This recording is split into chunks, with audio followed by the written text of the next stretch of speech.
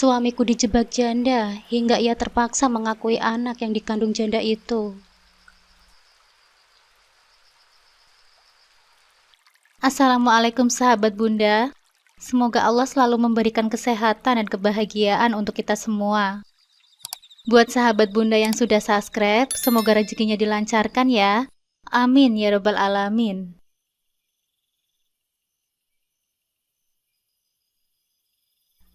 Tahun 2017 silam, ketika aku dan suamiku mengucap janji suci sehidup semati di hadapan Allah dan para saksi, tak pernah sedikit pun terlintas dalam pikiranku bahwa perjalanan pernikahan kami akan begitu penuh dengan ujian dan cobaan yang berat.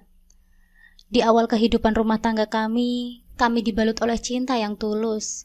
Meskipun Tuhan belum menganugerahi kami seorang anak, kami tetap saling menguatkan, percaya bahwa semua akan datang pada waktunya. Suamiku, pria yang penuh dengan kasih sayang, selalu ada untukku, menguatkanku saat aku goyah, mendukungku saat aku lelah. Namun kehidupan tidak selalu berjalan sesuai dengan harapan. Dalam perjalanan kami, terselip luka yang tak pernah sembuh, luka yang senantiasa mengintai di balik senyum yang kerap kami tunjukkan kepada dunia. Luka itu, meskipun tertutup rapat oleh tawa dan kebersamaan, sesekali mencuat, mengingatkan kami pada kenyataan yang tak bisa dihindari.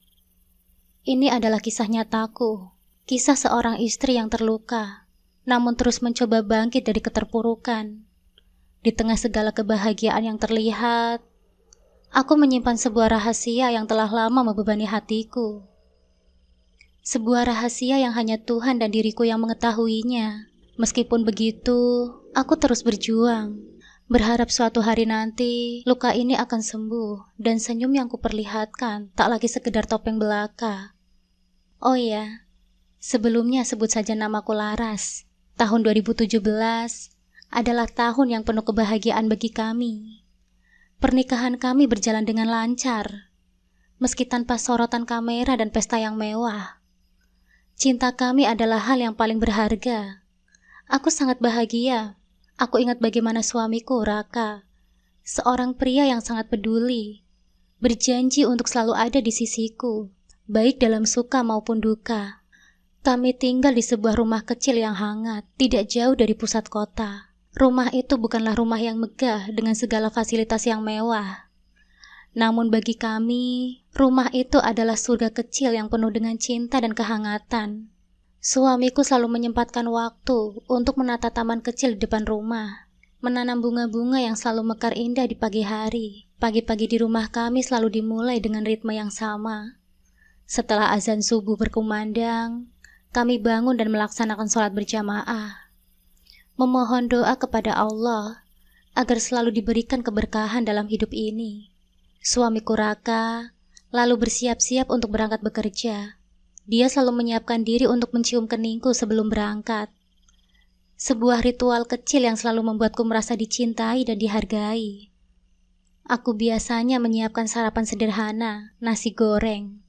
Saat Raka duduk di meja makan, kami berbincang tentang hal-hal kecil, tentang pekerjaan, tentang tetangga, atau tentang apa yang akan kami lakukan di akhir pekan. Pembicaraan ringan itu selalu dihiasi oleh tawa, membuatku merasa betapa beruntungnya aku memiliki pria sepertinya sebagai suamiku. Di malam hari, setelah Raka pulang bekerja, kami selalu menyempatkan diri untuk menghabiskan waktu bersama. Terkadang, kami menonton film di televisi, atau sekedar duduk di teras sambil menikmati teh hangat. Di saat-saat seperti itulah, kami sering berbicara tentang mimpi-mimpi kami di masa depan, tentang rumah yang lebih besar, tentang perjalanan yang ingin kami lakukan, dan yang paling sering kami bicarakan tentang kehadiran seorang anak yang akan melengkapi kebahagiaan kami. Namun seiring berjalannya waktu, aku mulai merasakan kekosongan yang perlahan menggerogoti kebahagiaan kami. Setiap kali kami mencoba, setiap kali kami berusaha, hasilnya selalu sama. Kandungan yang dinanti-nanti tak kunjung datang. Bulan demi bulan telah berlalu, dan setiap bulan aku menantikan dengan penuh harap, hanya untuk berujung pada kekecewaan yang sama. Rasa kecewa itu semakin membesar, menjadi beban yang terus menghantui pikiranku. Meskipun begitu, Raka tak pernah mempermasalahkan hal itu. Dia selalu berkata dengan lembut, "Anak itu anugerah dari Tuhan. Jika Tuhan belum memberikannya, mungkin kita harus lebih bersabar." Kata-katanya selalu menguatkanku, menenangkan gejolak hatiku yang kadang tak bisa kukendalikan. Dia selalu ada di sisiku, memberikan dukungan yang tak pernah pudar. Namun di balik kata-kata penghiburnya, aku tahu ada rasa takut yang tersembunyi. Rasa takut akan ketidakpastian, akan masa depan yang tak bisa kami kendalikan. Aku juga merasakannya, sebuah kekhawatiran yang semakin hari semakin besar. Meski aku berusaha sekuat tenaga untuk menepisnya, kami menjalani hari-hari dengan harapan. Meskipun di balik harapan itu, ada rasa takut yang menggerogoti hati kami. Tapi kami tak pernah menunjukkan kekhawatiran itu pada satu sama lain. Kami tetap menjalani hari-hari kami dengan senyuman, berpura-pura bahwa semua akan baik-baik saja. Dan dalam kebahagiaan yang kami ciptakan sendiri, aku terus berdoa, berharap suatu hari nanti Tuhan akan mengabulkan doa-doa kami dan menghadirkan sosok kecil yang akan melengkapi kebahagiaan kami. Di sekitar tahun ketiga pernikahan kami, kehidupan kami yang dulu tenang mulai berubah. Awalnya perubahan itu terasa biasa saja, seperti angin sepoi-sepoi yang datang membawa kesejukan. Suamiku Raka mulai rajin berolahraga dan menghabiskan banyak waktu di gym yang terletak tak jauh dari rumah kami. Aku mendukung sepenuhnya, karena aku tahu pentingnya menjaga kesehatan, terutama setelah beberapa tahun menikah. Lagi pula, aku selalu percaya bahwa apa yang membuatnya bahagia akan membuatku bahagia juga. Namun takdir sepertinya memiliki rencana lain. Ketika suamiku mulai lebih sering menghabiskan waktu di gym, aku memperhatikan bahwa ia juga semakin sering menyebut nama seseorang. Vina adalah seorang janda muda yang bekerja sebagai kasir di gym tempat suamiku berolahraga. Aku pernah melihatnya sekali saat menemui suamiku mendaftar di gym tersebut. Dia cantik, dengan senyum yang selalu terukir di wajahnya, dan mata yang bercahaya. Pesonanya menarik perhatian banyak pria, dan aku bisa melihat mengapa dia begitu populer di kalangan pelanggan gym. Meski demikian, yang menarik perhatian suamiku bukanlah Vina, melainkan anak kecilnya, Dara. Dara adalah gadis kecil yang manis, dengan pipi bulat dan mata yang besar yang selalu bersinar. Dia cerdas dan periang, namun di balik senyumannya yang cerah, ada kesepian yang tersembunyi. Vina, ibunya, seringkali terlalu sibuk dengan pekerjaannya dan urusan pribadinya, sehingga Dara lebih sering diasuh oleh neneknya. Melihat kondisi ini, suamiku merasa iba pada Dara, dan hal itulah yang perlahan mulai meresahkan hatiku. Kecurigaanku mulai tumbuh saat suamiku sering bercerita tentang Dara. Awalnya dia hanya menyebutkan sepintas, namun lama-kelamaan, ceritanya semakin sering muncul dalam obrolan kami. "Kasihan Dara," katanya suatu malam saat kami sedang makan malam. "Anak sekecil itu harus mendapatkan perhatian penuh dari ibunya. Tapi Vina terlalu sibuk dengan urusannya sendiri. Dara butuh perhatian."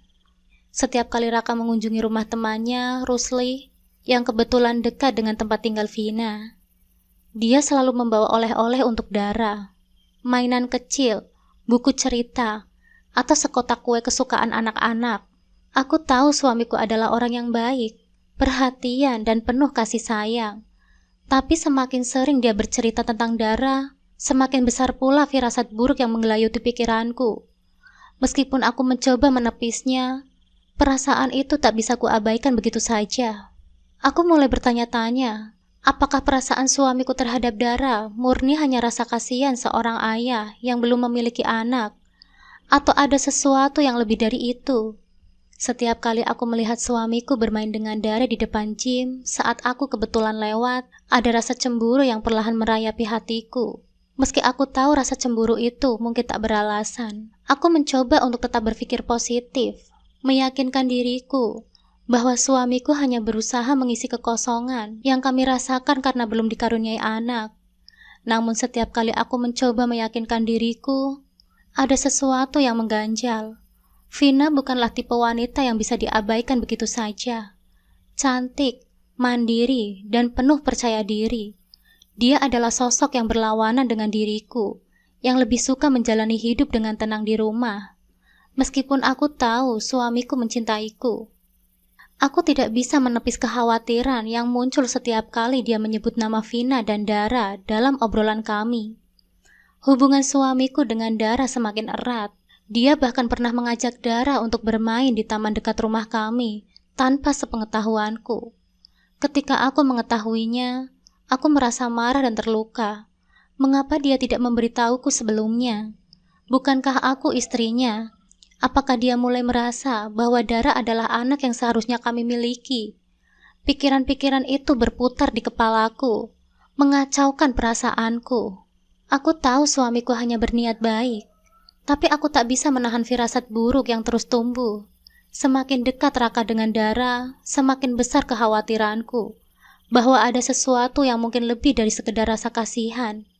Di balik senyum manisnya, aku merasakan bahwa Vina mungkin menyimpan sesuatu yang tidak ku ketahui, sesuatu yang bisa mengancam pernikahan kami. Di saat-saat seperti itulah, aku mulai merasa bahwa kebahagiaan yang kami rasakan di awal pernikahan kami mulai pudar, digantikan oleh bayang-bayang kecemasan yang perlahan-lahan menggerogoti hatiku. Hubungan antara suamiku, Raka dan Vina mulai menjadi lebih intens daripada yang pernah aku bayangkan. Apa yang dulunya terlihat seperti sekedar pertemanan biasa, perlahan berubah menjadi sesuatu yang lebih rumit. Raka yang biasanya jarang bergaul di luar rumah, kini semakin sering ikut dalam acara-acara yang diadakan di gym, termasuk menonton acara body contest bersama teman-temannya. Anehnya di setiap acara itu, Vina selalu ada, seperti bayangan yang tak pernah hilang dari sisinya. Suatu hari, ketika aku memutuskan untuk ikut serta dalam acara body contest di Gor Kota, aku akhirnya bertemu langsung dengan Vina. Sejak awal perasaan tidak nyaman sudah menggelayuti hatiku. Meski senyum Vina terlihat ramah, ada sesuatu dalam tatapan matanya yang membuatku merasa waspada. Seolah-olah dia menyimpan rahasia yang enggan ia tunjukkan. Ketika kami berpapasan, ia menyapaku dengan nada yang sopan. Namun aku merasa ada ketegangan yang tak bisa dijelaskan. Suamiku seperti biasanya, bersikeras bahwa tak ada hubungan spesial antara mereka. Ia mengatakan bahwa Vina hanyalah teman biasa, dan bahwa perhatian lebihnya kepada Dara hanyalah karena rasa kasih sayang kepada anak yang kurang mendapatkan perhatian. Tapi hatiku berkata lain. Semakin sering ia berbicara tentang Vina dan Dara, semakin besar pula keraguanku. Aku merasa ada sesuatu yang tidak beres, sesuatu yang ia coba sembunyikan dariku. Vina di sisi lain nampaknya sangat pandai memanfaatkan kebaikan hati suamiku.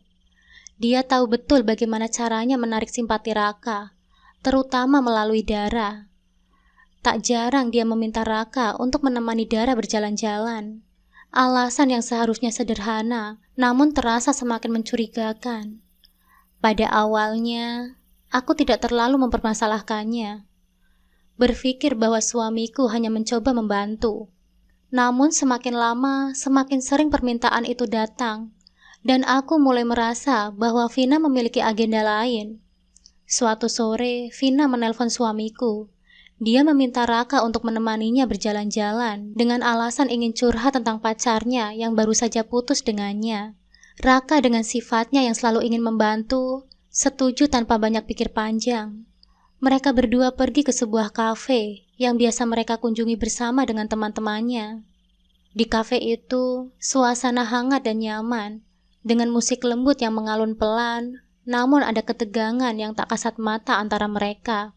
Vina mulai memainkan perannya dengan sangat cerdik. Ia menceritakan berbagai masalah pribadinya, membuat suamiku merasa terlibat dan simpati. Setiap kata yang ia ucapkan seperti racun manis yang perlahan tapi pasti menjerat suamiku dalam jaringannya. Tak lama setelah itu, Vina mengajak suamiku ke sebuah hotel. Sebuah ajakan yang tiba-tiba dan penuh dengan maksud tersembunyi. Raka yang seumur hidupnya belum pernah masuk ke hotel selain acara-acara resmi, merasa bingung dan gugup. Ia tak tahu bahwa apa yang akan terjadi adalah salah. Tetapi entah bagaimana, Vina berhasil merayunya dengan begitu halus. Di dalam hatinya, ada ketakutan yang besar, rasa bersalah yang mulai menggerogoti. Namun pesona Vina terlalu kuat untuk dilawan. Di hotel itu, segalanya berubah. Apa yang dimulai dengan niat yang baik, berakhir dengan kehancuran. Hubungan terlarang itu terjadi di bawah lampu kamar hotel yang redup. Di tengah rasa bersalah yang menyelimuti hati suamiku, setelahnya Raka merasa hancur. Dia tahu dia telah mengkhianatiku, mengkhianati janji pernikahan kami. Rasa takut dan penyesalan menyelimuti hatinya. Namun pada saat itu, ia merasa tak berdaya untuk melawan permintaan Vina yang terus memanfaatkannya. Vina dengan senyum yang penuh kemenangan, tahu bahwa dia kini memiliki kendali atas suamiku. Dia tahu bahwa rasa bersalah Raka akan membuatnya terus terjebak dalam permainan yang ia ciptakan. Dan suamiku, yang terperangkap dalam jaringannya, hanya bisa pasrah. Di saat-saat seperti inilah, aku merasakan bahwa rumah tangga kami yang dulu bahagia mulai runtuh, dihancurkan oleh kebohongan dan perselingkuhan yang suamiku coba sembunyikan dariku. Namun meski aku merasakan adanya perubahan, aku masih belum sepenuhnya mengetahui sejauh mana pengkhianatan itu telah terjadi. Dan itu adalah awal dari mimpi buruk yang perlahan mulai menggerogoti kebahagiaanku. Hari-hari berlalu dengan kebohongan yang tak pernah kusadari. Raka suamiku, yang selama ini selalu terbuka dan jujur, kini menjadi pria yang penuh rahasia. Ia seringkali terlihat gelisah, tatapannya kosong, seolah ada beban berat yang ia pendam sendirian. Setiap kali aku bertanya, dia hanya tersenyum kecil dan berkata bahwa semuanya baik-baik saja. Padahal aku bisa merasakan ada sesuatu yang salah. Aku mencoba meyakinkan diriku bahwa mungkin ini hanya perasaanku saja. Aku menolak untuk berpikir buruk tentang suamiku. Pria yang selama bertahun-tahun telah menjadi sahabat, pasangan, dan penopang hidupku. Namun perubahan sikapnya semakin hari semakin mencolok, membuatku tak bisa lagi mengabaikan firasat buruk yang terus menghantuiku. Di sisi lain, Vina semakin berani menuntut perhatian lebih dari suamiku. Hubungan terlarang mereka yang awalnya tersembunyi, kini semakin terang-terangan. Vina merasa memiliki kendali atas suamiku, dan dengan kelicikannya, dia mulai memanipulasi Raka untuk memenuhi segala keinginannya. Setiap kali mereka bertemu, Vina selalu berhasil membuat suamiku merasa bersalah dan bingung, membuatnya terjebak semakin dalam jaringan kebohongan yang ia ciptakan. Hingga suatu hari, saat aku sedang membereskan kamar, aku menemukan sebuah pesan di ponsel Raka yang membuat duniaku runtuh. Pesan itu dari Vina. Isinya singkat namun menghancurkan. Aku hamil. Kamu harus bertanggung jawab. Hatiku seakan berhenti berdetak. Tanganku gemetar memegang ponsel itu, dan pikiranku kosong, tak mampu mencerna apa yang baru saja kubaca. Seorang wanita yang selama ini selalu kurasakan sebagai ancaman, kini mengaku hamil oleh suamiku. Aku mencoba bernafas, mencoba mengendalikan diriku, namun kesedihan yang begitu dalam tak tertahankan lagi. Air mata mulai mengalir deras tanpa bisa kukendalikan. Ketika malam tiba dan Raka pulang, aku menunggu hingga dia duduk di ruang tamu. Suasana hening, hanya suara detak jam dinding yang terdengar. Aku menyerahkan ponselnya kepadanya, menunjukkan pesan itu tanpa berkata apa-apa. Wajahnya pucat seketika, dan aku bisa melihat ketakutan dan penyesalan di matanya. Dia tahu bahwa kebohongannya telah terbongkar, dan dia tidak bisa menyembunyikan kebenaran. "Apa ini, Raka?" Tanyaku dengan suara bergetar, mencoba menahan emosi yang berkecamuk di dalam hatiku. "Benarkah ini? Apa yang sebenarnya terjadi?" Raka menundukkan kepalanya, tak mampu menatapku. "Maafkan aku, Laras. Aku tidak tahu harus berkata apa." Suaranya pelan dan penuh penyesalan, namun kata-katanya hanya menambah luka di hatiku. Aku merasa dikhianati oleh pria yang selama ini aku percaya sepenuh hati. Pria yang aku pikir akan selalu ada di sisiku, mendukungku, dan tidak pernah menyakitiku. Namun yang paling menyakitkan adalah kenyataan bahwa aku, istri sahnya, tidak bisa memberikan anak. Sementara wanita itu, wanita yang hanya hadir sesaat dalam hidupnya, mengaku hamil oleh suamiku. Sakit hati ini terasa begitu mendalam, seperti belati yang menancap di dadaku. Aku ingin marah, ingin berteriak, namun tak ada kata-kata yang keluar. Rasa sakit itu terlalu besar untuk diungkapkan dengan kata-kata. Di hadapanku, suamiku hanya bisa terdiam, tak mampu berkata apa-apa. Mungkin merasa bersalah, atau mungkin tak tahu harus bagaimana lagi. Malam itu, kami berdua duduk dalam diam yang mencekam. Aku tak tahu apa yang harus aku lakukan, dan Raka pun tampak kebingungan, terjebak antara tanggung jawab dan rasa bersalah yang semakin menggerogoti hatinya. Dan dalam keheningan itu, aku sadar bahwa pernikahan kami yang selama ini kubangun dengan cinta dan harapan, kini telah hancur berkeping-keping. Kebohongan dan pengkhianatan telah merusak segalanya. Dan aku tak tahu apakah aku masih bisa menyelamatkan apa yang tersisa dari hubungan kami. Tapi satu hal yang pasti, malam itu adalah awal dari akhir. Sebuah akhir yang penuh dengan kesedihan, penyesalan, dan rasa sakit yang mungkin tak akan pernah sembuh. Setelah mengetahui rahasia yang disimpan oleh suamiku selama 7 bulan, aku merasa dikhianati dan terpuruk. Perasaan sakit hati itu tidak hanya menghancurkan kepercayaanku padanya, tetapi juga meruntuhkan harapanku akan masa depan yang selama ini kami rancang bersama. Aku butuh penjelasan, sebuah kejelasan yang bisa membawaku keluar dari kabut ketidakpastian yang menyesakkan dadaku. Suatu malam, ketika aku tak bisa lagi menahan beban pikiranku ini, aku mendesaknya untuk bertindak. Raka, aku ingin bukti.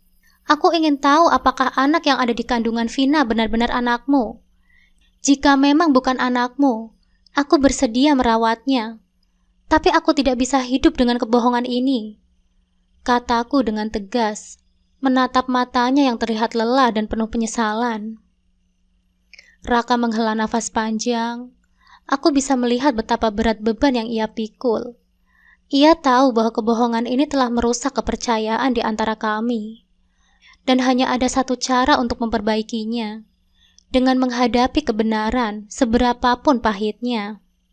Beberapa hari kemudian, aku dan Raka akhirnya memberanikan diri untuk bertemu dengan Vina dan menuntut penjelasan. Suamiku tidak lagi bisa bertahan dalam bayang-bayang kebohongan yang terus-menerus menggerogoti hubungan kami. Dalam pertemuan itu, Raka menatap Vina dengan ketegasan yang belum pernah ia tunjukkan sebelumnya. Vina, kamu harus jujur. Apakah anak yang ada di dalam kandunganmu itu benar-benar anakku? Vina terdiam, matanya mulai berkaca-kaca. Sejenak ia terlihat ragu, tapi akhirnya ia menghela nafas panjang dan menundukkan kepalanya. Tidak, Raka, anak ini bukan anakmu. Raka terpaku, merasa lega dan hancur. Selama berbulan-bulan, ia hidup dalam rasa bersalah yang membebani setiap langkahnya. Takut kehilangan aku, dan takut menghadapi konsekuensi dari kesalahan yang ia lakukan. Namun meski mengetahui bahwa anak itu bukanlah darah dagingnya, rasa bersalah tetap menggerogoti hatinya, karena telah membiarkan kebohongan itu berlarut-larut. Saat itu juga, Raka membawa Vina untuk menemuiku. Aku menunggu dengan cemas, berharap penjelasan ini akan mengakhiri penderitaan yang telah lama menghantuiku. Ketika mereka tiba, aku bisa melihat dari tatapan Vina bahwa ia menyadari betapa dalam luka yang telah ia ciptakan dalam rumah tangga kami. Vina dengan mata yang penuh penyesalan menatapku dan mulai berbicara. Maafkan aku, Laras. Selama ini aku hanya ingin mencari jalan keluar dari masalahku sendiri. Dan aku malah menyeret Raka ke dalamnya. Anak ini bukan anaknya. Aku berbohong karena aku merasa putus asa dan tidak tahu harus berbuat apa. Mendengar pengakuan itu, aku merasakan campuran antara kelegaan dan kepedihan. Lega karena akhirnya kebenaran terungkap, tetapi pedih karena luka yang ditinggalkan begitu mendalam. Aku bersedia membantu jika kamu membutuhkan bantuan, tapi aku tidak bisa menerima kebohongan seperti ini lagi, kataku dengan suara bergetar. Vina menundukkan kepala dan aku bisa melihat penyesalan di matanya. Setelah itu, Raka dan aku meninggalkan tempat itu. Saat kami berjalan pulang, keheningan menyelimuti kami. Kami sadar bahwa meskipun kebenaran telah terungkap, luka di antara kami tidak akan pernah mudah sembuh. Kepercayaan yang pernah ada sudah retak dan butuh waktu lama untuk bisa kembali utuh, jika itu mungkin.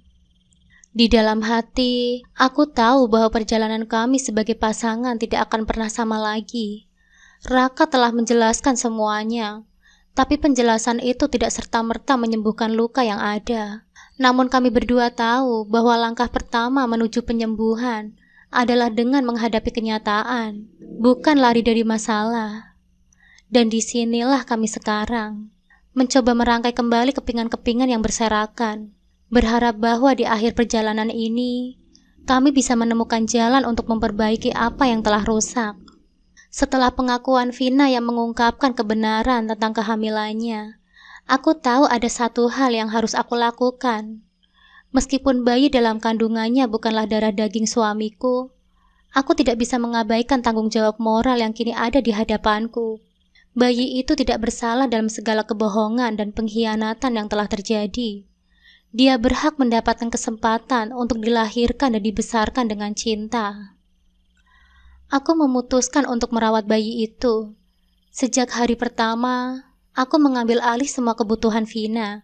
Aku menanggung biaya hidupnya, memastikan dia mendapatkan perawatan terbaik, dan menyiapkan segala sesuatu untuk persalinannya. Meskipun begitu, setiap kali aku memandang Vina, ada rasa campur aduk dalam diriku. Bagaimanapun, wanita ini adalah orang yang telah merenggut kebahagiaan dalam pernikahanku. Namun bayi itu tidak berdosa. Aku berusaha mengesampingkan perasaan sakit hati dan lebih fokus pada masa depan anak yang akan segera lahir. Selama bulan-bulan terakhir kehamilan, rasa takut mulai merayapi pikiranku. Bagaimana jika aku tidak bisa mencintai bayi ini seperti anakku sendiri? Bagaimana jika kehadirannya hanya memperdalam luka yang telah kubawa sejak suamiku mengkhianatiku? Pertanyaan-pertanyaan ini terus menghantuiku, tetapi aku mencoba meyakinkan diriku bahwa keputusan ini adalah keputusan yang terbaik. Akhirnya, hari yang dinantikan pun tiba. Vina harus menjalani operasi sesar, dan aku mengurus semuanya. Aku berada di rumah sakit sejak pagi, memastikan bahwa semuanya siap untuk menyambut kelahiran bayi itu.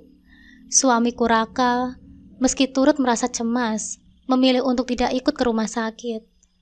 Aku mengerti bahwa ini adalah beban yang sangat berat baginya, dan mungkin lebih baik jika dia tidak berada di sana. Ketika bayi itu lahir, tangisannya memenuhi ruangan operasi. Hatiku bergetar saat aku pertama kali melihatnya. Dia begitu kecil, begitu rapuh, namun begitu berharga. Dalam sekejap, aku tahu bahwa semua ketakutan yang selama ini menghantuiku perlahan mulai pudar. Meski ada luka di dalam hatiku, bayi ini layak mendapatkan cinta dan kasih sayang yang tulus. Setelah beberapa hari di rumah sakit, akhirnya tiba waktunya untuk berpisah dengan Vina. Aku memilih untuk bertemu di sebuah restoran, tempat yang netral dan jauh dari rumah kami. Kami berbicara singkat, dan Vina tampak lega. Meski tidak ada kata perpisahan yang manis, aku memastikan bahwa semua kebutuhan bayinya telah terpenuhi.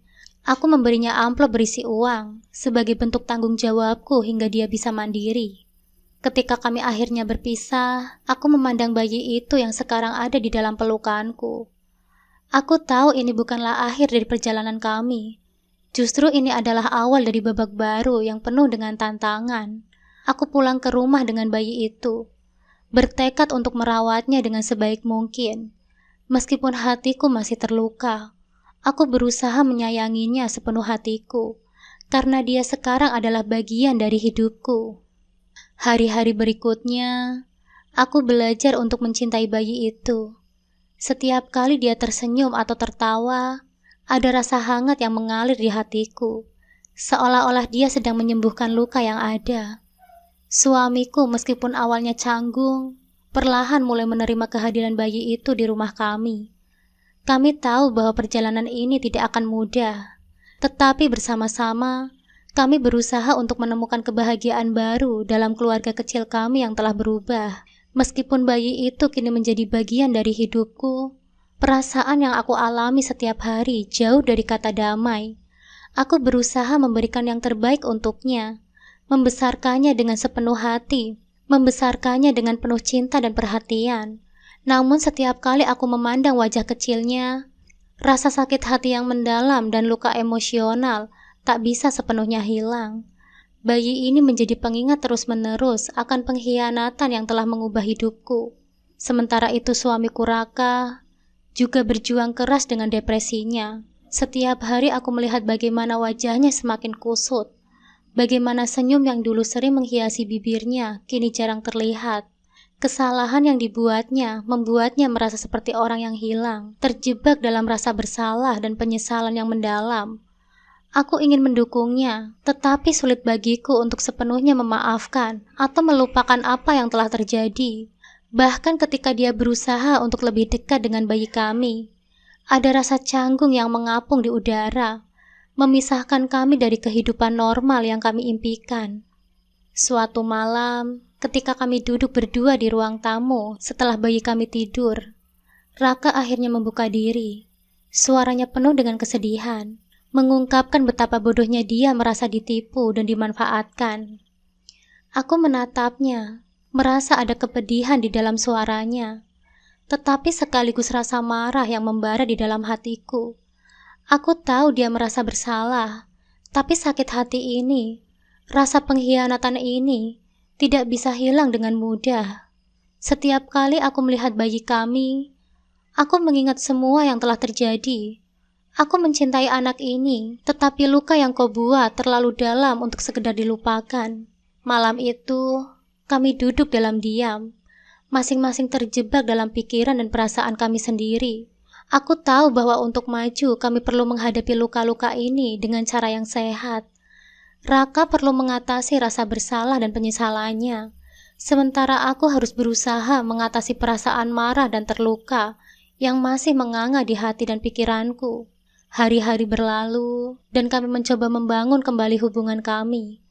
Meskipun ada banyak hal yang perlu diperbaiki, aku berusaha untuk memberi suamiku kesempatan kedua.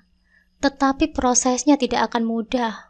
Aku berusaha untuk mencintai bayi kami dengan sepenuh hati, tanpa membiarkan rasa sakit hati menghalangi kebahagiaan kami sebagai keluarga. Namun aku menyadari bahwa proses penyembuhan ini memerlukan waktu, kesabaran, dan usaha dari semua pihak yang terlibat. Di tengah semua ini, ada saat-saat kecil kebahagiaan yang membuatku merasa bahwa kami masih bisa bangkit dari keterpurukan ini. Momen ketika bayi kami tertawa bahagia, atau ketika Raka berusaha menunjukkan kasih sayangnya dengan cara yang tulus, semuanya memberikan secercah harapan bahwa mungkin suatu hari nanti, luka ini akan mulai sembuh. Namun untuk saat ini, aku harus terus berjuang. Aku berusaha untuk menciptakan keseimbangan antara mencintai bayi kami dan menghadapi kenyataan pahit dari masa lalu. Ini adalah perjalanan yang panjang dan penuh dengan tantangan. Tetapi aku percaya bahwa dengan waktu dan usaha, kami akan menemukan jalan menuju pemulihan dan kebahagiaan baru di dalam hidup kami.